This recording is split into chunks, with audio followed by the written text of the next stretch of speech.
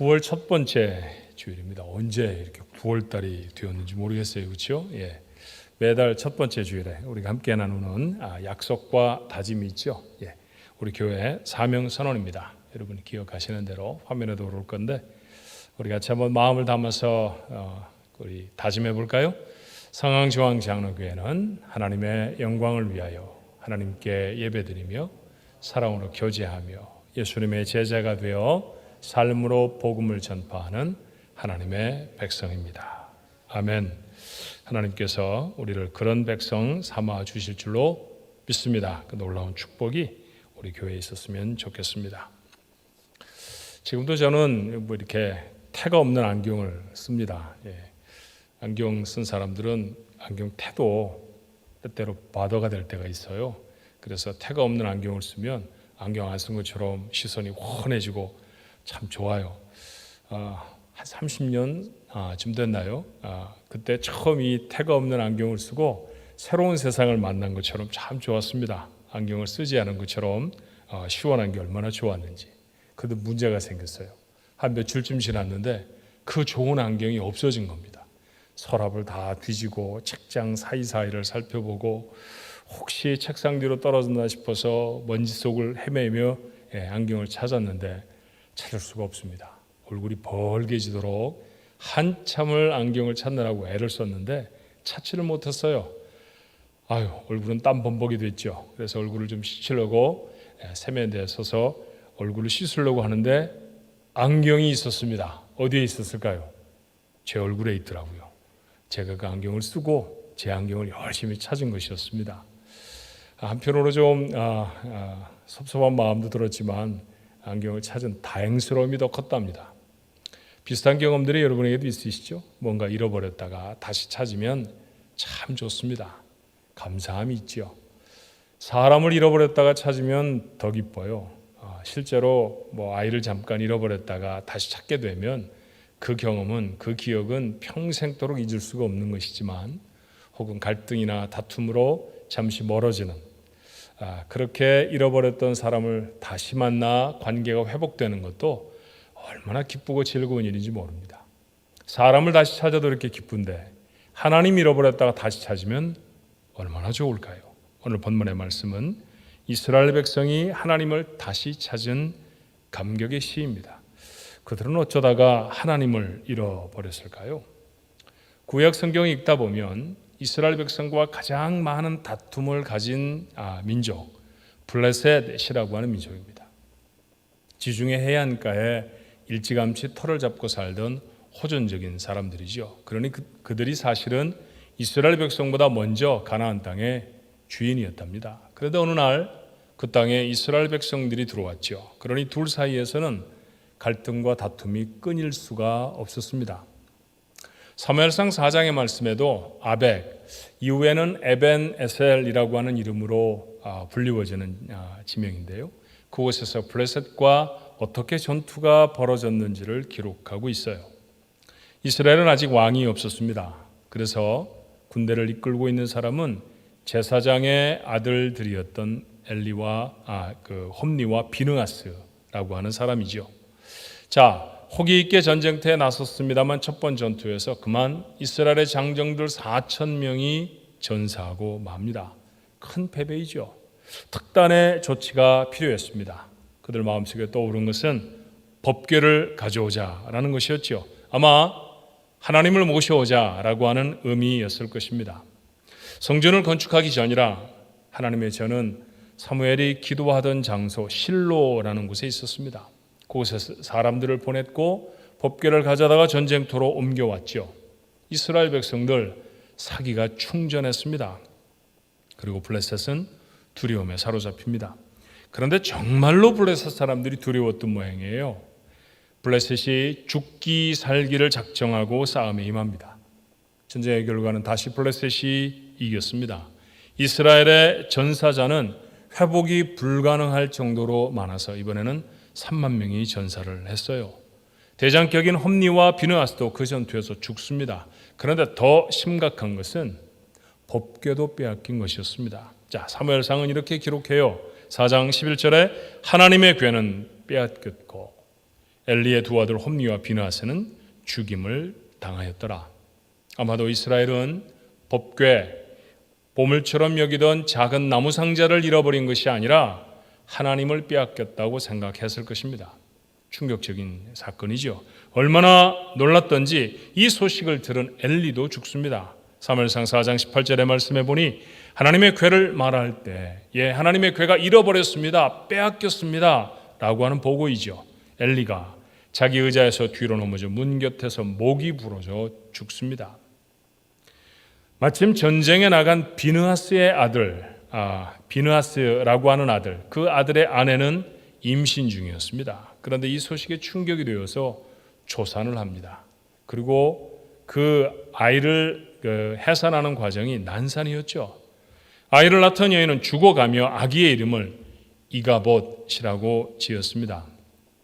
성경은 그 뜻을 이렇게 밝혀요.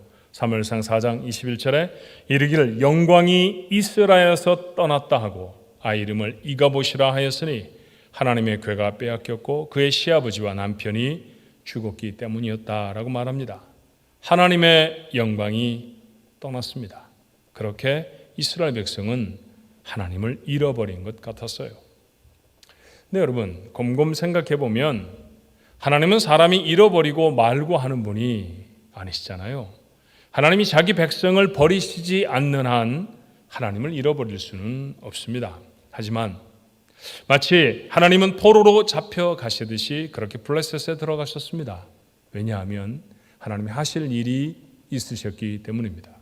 이 참담한 사건을 통해서 하나님이 하시는 일이 뭘까요? 적어도 두 가지가 있지 않았을까 생각을 합니다. 그 첫 번째는 자기 백성을 가르치시는 것입니다. 우리는 이미 시편 20편을 묵상하면서 사무엘상 4장에 기록된 이스라엘의 참담한 패배에 관해 생각을 했었습니다. 기억하시나요?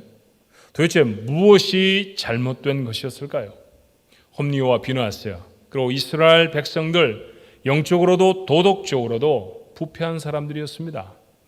대제사장의 아들들이라고 하는 사람들이 하나님 앞에 드리는 제물을 아무런 꺼리낌이 없이 사사로이 먹기도 했고요.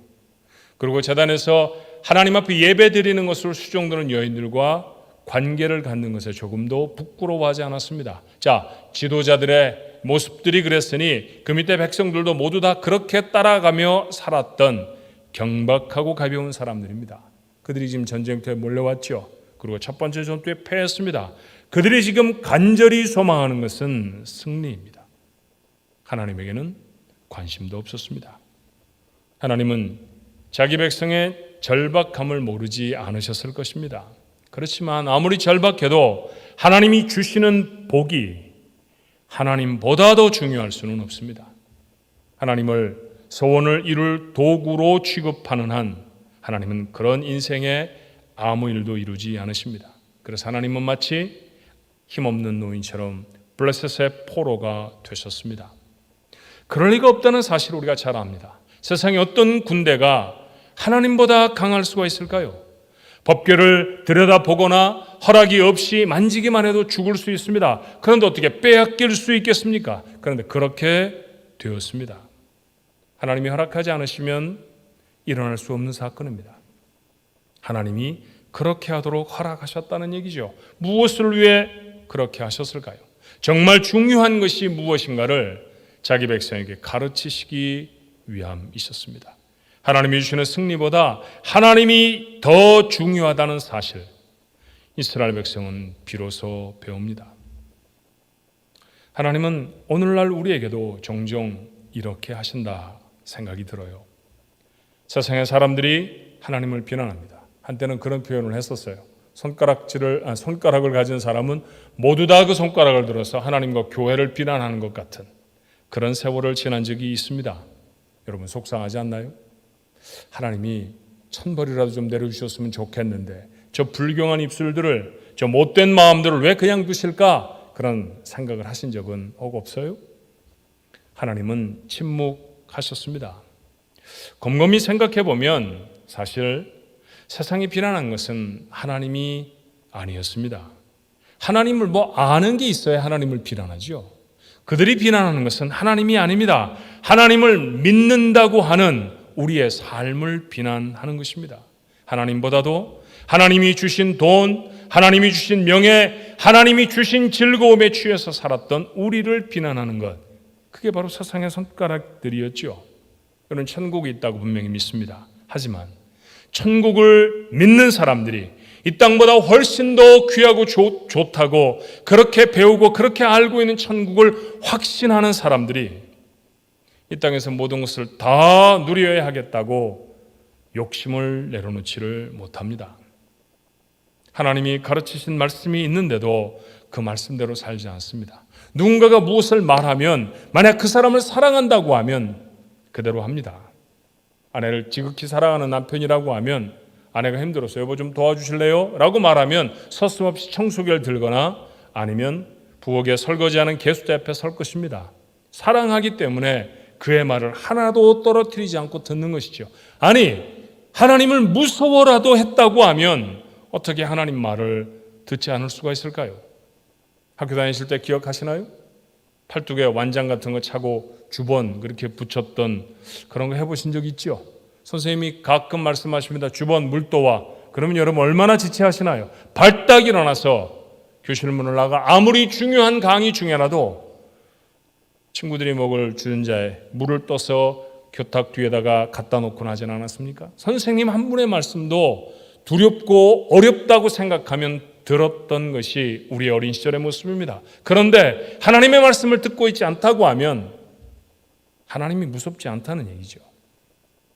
그리고 하나님을 사랑하지도 않는다는 것입니다. 그렇게 제멋대로 살아가는 우리의 삶을 세상의 사람들이 손가락을 들어 무시하고 조롱합니다. 하나님이 침묵하시는 이유가 무엇일까요? 전보다 능력이 없으셔서가 아닙니다. 얼굴이 화끈거릴 비난과 불경한 행동들을 참아내시며 하나님은 우리를 가르치고 계십니다. 우리에게 정작 필요한 것은 하나님이지 하나님이 주시는 것들이 아니라는 사실을 말입니다. 하나님은 그 사실을 가르쳐 주시기 위하여 신이 블레셋에 마치 포로가 되듯 가십니다. 그들에게 필요한 것은 승리가 아니라 하나님이라고 하는 사실을 깨우쳐 주시기 위해서 말이죠. 또 하나 하나님이 하셨던 일이 있었습니다. 자, 블레셋과의 전투로 돌아가 볼까요? 하나님을 사로잡아온 블레셋 사람, 포로가 된 하나님을 그들의 신 다곤 신전에 바쳤습니다. 그런데 그 다음날 이런 일이 일어나지요. 사무엘상 5장 3절의 말씀입니다. 아스돗 사람들이 블레셋 사람입니다. 블레셋을 다스리고 있었던 5개의 방백 중에 하나 아스돗이라는 도시이지요. 이튿날 일찍이 일어나 본즉 다곤이 여호와의 궤 앞에서 엎드러져 그 얼굴이 땅에 닿았는지라 그들이 다곤을 일으켜 다시 그 자리에 세웠다고 했습니다. 블레셋의 신 다곤이 하나님께 절을 하고 있는 모습 아닙니까? 깜짝 놀란 블레셋 사람들이 일으켜서 다시 세웠지요. 그랬더니 다음 날에는 아예 다곤 동상이 동강 토막이 나버렸습니다. 여기서 멈춰지지 않지요. 5장 6절의 말씀에 보니 여호와의 손이 아스돗 사람에게 엄중히 더하사 독한 종기의 재앙으로 아스돗과 그 지역을 쳐서 망하게 했다고 했습니다. 블레셋 민족을 다스리는 5 도시 중에 하나 아스돗은 그렇게 망합니다. 아스돗 사람들이 견딜 수가 없어서 법궤를 가드로 보냈습니다. 같은 재앙이 가드에도 임합니다. 다시 법궤는 에글론으로, 에글론에서 가사로, 가스에서 아스글론으로 그렇게 블레셋의 중요한 도시 5곳을 전전하지요. 그러느라 보냈던 시간이 7달이라고 성경은 말합니다. 그 7달 동안 이스라엘 백성이 70년이 걸려도 할 수 없었던 일을 하나님은 하십니다. 블레셋 사람들이 하나님을 두려워하게 된 것이죠. 그리고 블레셋 사람들을 망하게 하신 것이었습니다. 훗날 다윗의 선언이 기억나십니까? 사무엘상 17장에 기록하지요. 여호와의 구원하심이 칼과 창에 있지 아니함을 이 무리에게 알게 하리라. 전쟁은 여호와께 속한 것인지 그가 너희를 우리 손에 넘기시리라. 전쟁은 여호와께 속한 것입니다. 그때나 지금이나 싸움은 여호와께 속한 것입니다. 우리가 감당해야 되는 모든 전쟁은 우리의 전쟁이 아닙니다. 하나님의 전쟁입니다. 생존하는 문제, 아이를 키워내는 삶, 이 세상에 연약한 육체를 입고 살아가는 것, 우리의 삶에 닥쳐온 모든 문제들을 극복하고 온전히 존재하게 되는 이 싸움, 하나님의 싸움입니다. 우리의 싸움은 세상과의 싸움이 아닙니다. 우리가 해야 할 싸움이 있다고 하면 그것은 나와의 싸움입니다. 내가 이 타락한 세상에서 하나님을 거부하고 하나님을 모른다고 하는 이 세상 속에서 여전히 하나님의 사람으로 살아가는 그 싸움, 그것만이 내가 해야 할 싸움입니다. 적을 모르고 전쟁터에 섰던 경우가 얼마나 많은지 몰라요. 전쟁은 하나님께 속한 것입니다. 내가 싸울 싸움은 내가 하나님 사람 되게 하는 싸움입니다. 누구인지 적을 알고 그 전쟁터에 서야 승리하게 될 줄로 믿습니다. 견디다 못한 블레셋 사람들이 법궤를 이스라엘로 돌려보내기로 결정합니다. 그런데 자존심이 좀 상했을까요? 누군가가 불쑥 이렇게 말한 거예요. 우연일지도 모르잖아. 지금 우리가 경험하고 있는 이 재앙이 우연히 생긴 것일지도 모르지 않느냐는 얘기입니다. 하나님이 하신 일이 아닐 수도 있다는 것이죠. 그래서 시험을 해보기로 했어요. 막 새끼를 낳은 암소 2마리로 법궤를 실을 그 수레를 끌게 했습니다. 어린 송아지는 우리에 가두어 두었죠. 그리고 법궤는 블레셋에서 가장 가까운 유다 지파가 다스리고 있었던 땅, 그곳의 도시 벳세메스라는 곳으로 보내기로 했습니다. 송아지는 어미를 찾아 우는데 암소 2마리가 새끼를 돌아보지 않고 벳세메스로 가면 그건 하나님이 하신 일이 맞고, 만약에 새끼 때문에 가던 길을 멈추거나 아니면 새끼에게로 돌아오게 되면 이건 하나님이 하신 일이 아니야. 이건 우연히 일어난 일이야. 그러니까 겁낼 거 없어. 이렇게 믿기로 했습니다. 결과는 어떻게 됐을까요? 사무엘상 6장 12절의 말씀에 보니 이렇습니다. 암소가 벳세메스 길로 바로 행하여 대로로 가며 갈 때 울고 좌우로 치우치지 아니하였고 블레셋 방백들은 벳세메스 경계선까지 따라가니라. 아마도 이 모습을 보았던 블레셋 사람들 등골이 서늘해졌을 것입니다. 하나님이 하신 거네. 맞아. 하나님이 내리신 재앙 맞네. 그랬을 것입니다. 통쾌한 승리입니다. 그렇게 이스라엘로 하나님이 돌아오셨습니다. 그런데 여전히 이스라엘이 문제입니다.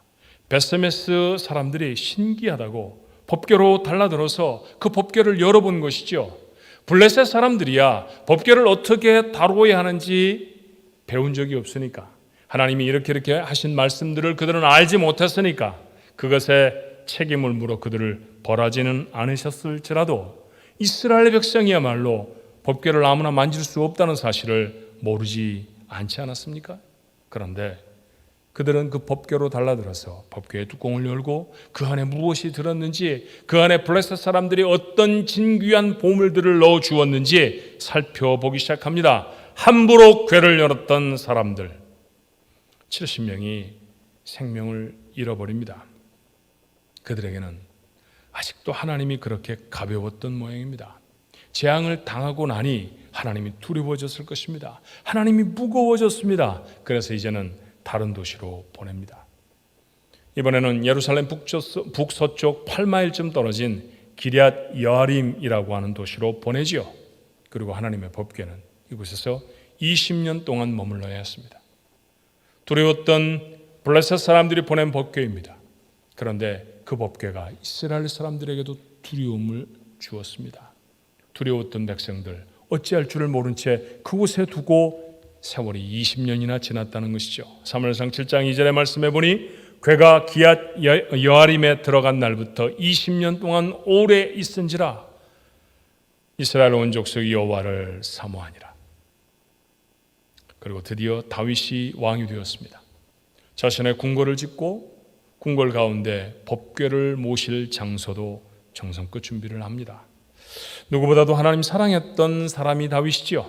그가 왕이 되고 나서 가장 정성 들여서 한 일, 그건 법궤를 다윗성, 그가 머물고 있는 성, 후에는 예루살렘이라고 불리워지는 바로 그곳으로 모셔 들여오는 것입니다. 이스라엘 사람 중에 3만 명을 뽑아서 세웠습니다. 그리고 법궤가 모셔져 있는 기럇 여아림으로 갔죠. 새롭게 만든 수레를 만들어서 소가 끌게 했습니다. 그런데 사고가 났어요. 소가 무엇을 보았는지 펄쩍 뜁니다. 그리고 실어놓은 법궤가 땅에 떨어질 뻔했어요. 법궤를 모시고 있던 아비나답의 아들 우사가 그 법궤를 붙들었습니다. 떨어지면 안 되니까 붙들었을 것입니다. 그런데 하나님의 허락을 받은 붙듦은 아니었죠. 하나님은 허락 없이 법궤를 만진 우사를 죽이셨습니다. 모두가 다 깜짝 놀랐죠. 이스라엘은 다시 두려움에 쌓입니다. 하나님은 가벼운 분이 아니십니다. 법궤는 하나님이 아닙니다. 하나님이 그들과 함께 하신다는 상징에 불과합니다. 그런데 그 상징조차도 함부로 만지면 죽을 수 있습니다. 20년 전 블레셋과의 전쟁에서 하나님이 힘이 없어서 법궤를 빼앗긴 것이 아니었음을 백성들은 다시 확인했을 것입니다. 두려움이 백성에게 임하여서 이 엄중한 사역을 계속할 수 없었죠. 다시 그곳에 법궤를 내려놓고 3만 명의 이스라엘 사람들도 다윗도 자기의 처소로 돌아옵니다. 그렇게 3개월이 다시 지납니다. 아마도 다윗과 신하들은 무엇이 잘못됐는지를 면밀히 살펴보았을 것입니다. 그리고 그 기준은 사람의 생각이 아니라 기록된 하나님의 말씀이었어요.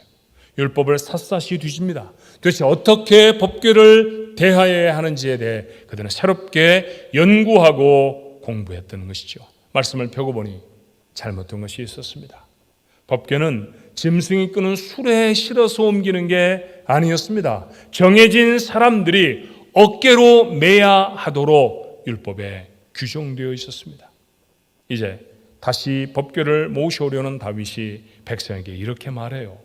역대상 15장 2절의 말씀에 다윗이 이르되 레위 사람 외에는 하나님의 궤를 맬 수 없나니 이는 여호와께서 그들을 택하사 하나님의 궤를 메고 영원히 그를 섬기게 하셨습니다. 이제는 압니다. 레위 자손이 성경에 기록된 대로 어깨에 법궤를 맵니다. 그들이 6걸음을 행할 때마다 다윗은 소와 살진 송아지로 하나님 여호와 앞에 제사를 드렸습니다. 다윗은 행렬의 맨 앞에서 힘을 다하여 춤을 춥니다. 비파와 수금과 재금으로 연주를 했습니다. 엄청난 규모의 찬양대가 하나님을 찬송합니다. 이때 불렀던 찬송이 시편 24편의 찬송입니다. 1절에 뭐라고 말하던가요? 땅과 거기에 충만한 것과 세계와 그 가운데 사는 자들은 다 여호와의 것이로다. 그렇죠. 그들이 22년 동안 확인한 건 하나님이 크신 분이시라는 사실이었습니다. 세상에 하나님의 것이 아닌 것이 무엇입니까? 이스라엘도 블레셋도 우리가 가보지 못한 세상도 다 하나님의 것입니다. 그런데 그 크신 하나님이 이제 당신의 백성에게로 돌아오십니다. 백성들이 법궤를 메고 성으로 향해 올라가며 소리를 높입니다. 7절로 8절의 말씀이죠. 문들아 너희 머리를 들지어다. 영원한 문들아 들릴지어다. 영광의 왕이 들어가시려다. 영광의 왕이 누구시냐? 강하고 능한 여호와시요 전쟁에 능한 여호와시로다. 하나님이 이기셨습니다. 미련하고 무지해서 하나님을 잃어버린 줄 알았는데 하나님이 싸우러 가셨던 것이었습니다. 이제 그 하나님이 블레셋을 물리치시고 그들에게로 돌아오십니다. 감격이었을 것입니다. 이제 그 하나님이 우리 가운데 계십니다. 그 하나님보다 소중한 것은 없습니다. 하나님이 주시는 것에 매달렸던 사람들이 하나님이 소중한 줄을 이제 압니다. 그래서 춤을 추고 악기로 연주하고 목소리를 높여 하나님을 예배합니다. 이게 예배입니다. 우리가 드릴 예배도 이 예배와 다르지 않은 줄로 믿습니다. 법궤를 다윗성으로 모셔드리며 수많은 백성들이 함께 모여 찬송했죠. 부럽지 않으십니까? 우리도 그렇게 함께 모여 예배하고 싶습니다. 우리 하나님이 되어주신 우리와 함께 하신 하나님을 높이며 찬송하고 싶습니다. 그런데 이 귀한 예배의 은혜가 잠시 멈추었습니다. 마치 하나님을 잃어버린 것 같았던 법궤를 빼앗긴 이스라엘의 심정이 지금 여러분과 제 심정은 아닙니까?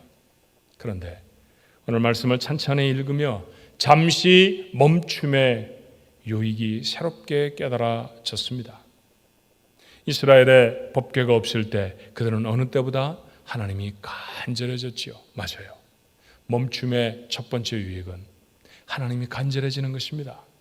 좀 전에 읽었던 사무엘상 7장 2절의 말씀을 다시 볼까요? 그가 기앗 여아림에 들어간 날부터 20년 동안 오래 있은지라 이스라엘 온 족속이 여호와를 사모하니라. 당연히 그래야 합니다. 근데 여러분, 하나님의 백성인 이스라엘이 하나님을 사모했다는 표현 별로 없습니다. 여러분과 저는 어떤가요? 정말로 하나님을 사모해야죠.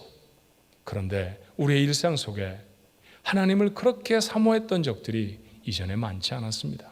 하지만 예배당에 걸음하지 못했을 때, 함께 모여 예배할 수 없었을 때 우리 마음에 더 깊어지고 더 뜨거워지는 게 무엇입니까?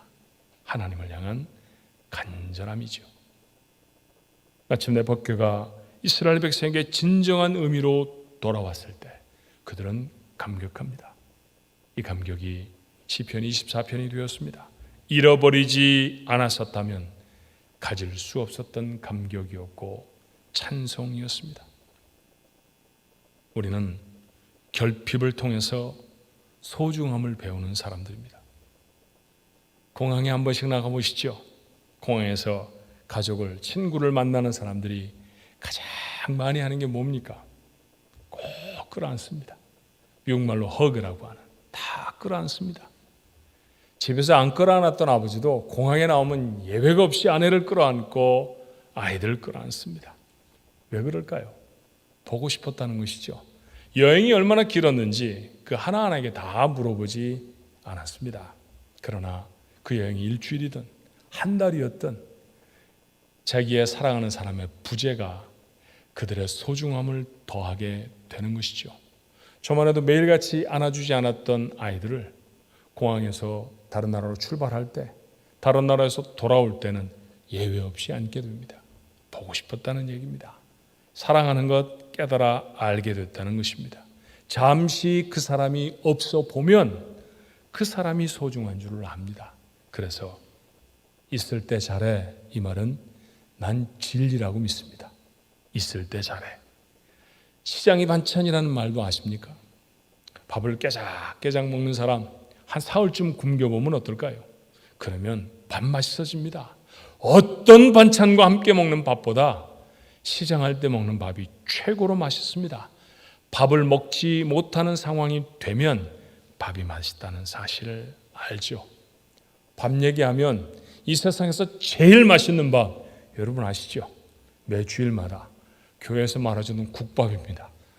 국에다가 밥 한 덩어리 넣고 김치밖에 반찬이 없는데 세상에서 그것보다 맛있는 음식은 없었어요. 그렇죠? 얼마나 맛있었던지 지금도 그 국밥이 먹고 싶습니다. 국밥만 그러십니까? 아닙니다.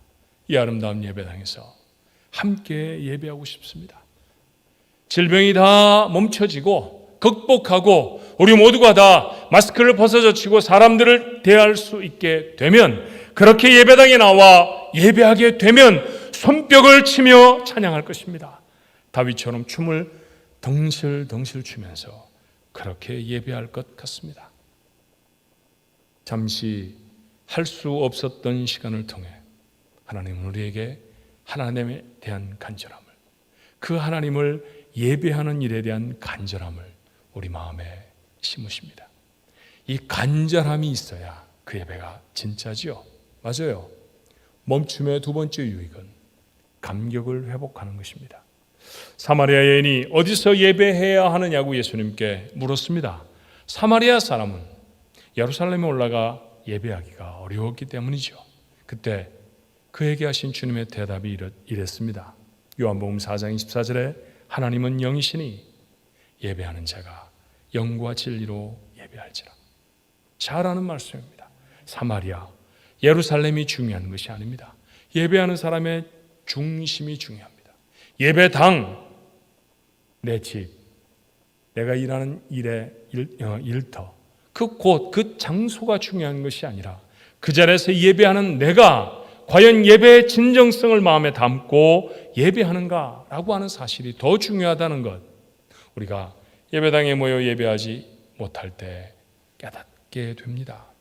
진실한 마음으로 하나님 앞에 신실하게 예배하는 것 요즘 우리 배웁니다. 집이든 예배당이든 내가 선 곳에서 진정으로 예배하는 것, 그거 배우는 중입니다. 그렇게 배우고 언젠가 우리가 예배당에 다시 모일 때 우리에게도 이스라엘의 감격이 있을 줄로 믿습니다. 법궤를 모셔드리며 백성들이 함께했던 예배의 시간, 다윗은 참 좋았겠습니다. 시편 24편에 담긴 감격은 다윗의 그 기쁨입니다. 하나님은 우리에게도 그 기쁨의 시간을 머지않아 회복하고 다시 주실 줄로 믿습니다. 우리의 허물 때문이건 세상의 죄악 때문이건 우리는 큰 재앙의 시간을 지나죠. 그러나 하나님이 침묵하시는 것 같은 이 시간에도 하나님은 우리를 교훈하시고 대적들을 물리치십니다. 그리고 예배의 자리로 우리를 인도하셔서 우리와 함께 하실 것입니다. 하나님을 간절히 사모하십시오. 그리고 그 하나님과 함께, 그 하나님 앞에 함께 예배할 시간을 위해 눈물로 기도하는 우리 가족들 모두가 되어졌으면 좋겠습니다.